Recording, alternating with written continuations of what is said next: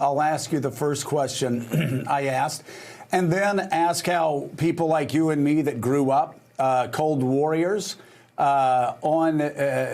saw ourselves as, well, I'll just speak for myself, conservative, how we handle the breaking up of the conservative coalition that is now split into the traditional conservatives that were anti-communist, and now this new right-wing nationalism that's spread across Europe and has taken root in America?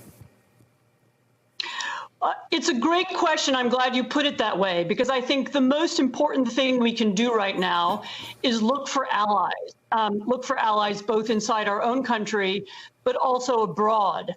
I genuinely believe that Biden's plan to reinvigorate not just the Western alliance, but the Democratic alliance, to pull democracies around the world into a bigger conversation, will also help America.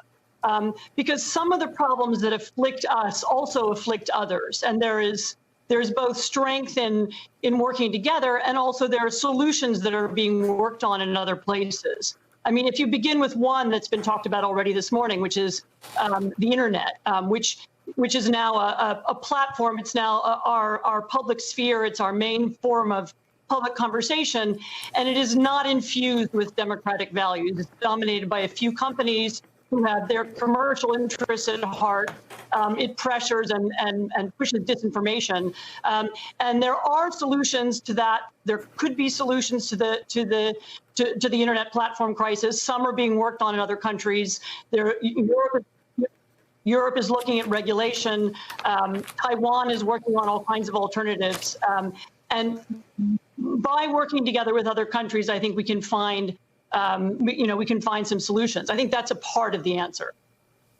So what we have so far out of these conversations, Anne Applebaum, is listening more to the warning signs from Anand, reaching out to allies and shoring up our relationships, which have been tattered a bit, and deals that we've pulled out of, and obviously doing something about the tech companies and social media and the false advertising and disinformation that has just run rampant through these companies that have really taken over certain areas of the population with disinformation. But what about shoring up our democracy as it pertains to the Constitution and the Attorney General, how the Attorney General perhaps is checked and balanced? Masha and then Anand, I'm wondering, are there steps that need to be taken in terms of policy or process, given what we've been through? We certainly have to think about, and as Anand said, Trump has stress tested every part of the democracy. We have really come to see what we entrust to norms.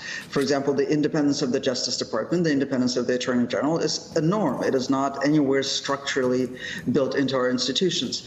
But, you know, a bigger thing, I think, is to stop thinking about democracy as a set of institutions. Democracy is not a house that you build once and for all and go move in and live in. Democracy is a process. It's a national conversation. And that's why it's so important to talk about media. It's so important to talk about how we, how we have the conversation and how we enfranchise people and how people end up being left out of the political process, whether it's because they're disenfranchised during elections, or because they're left out of the political conversation because they're not heard, and what's heard is money, right?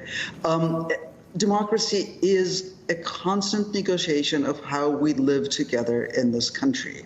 It is not a question of putting bricks back into the holes in the institutions.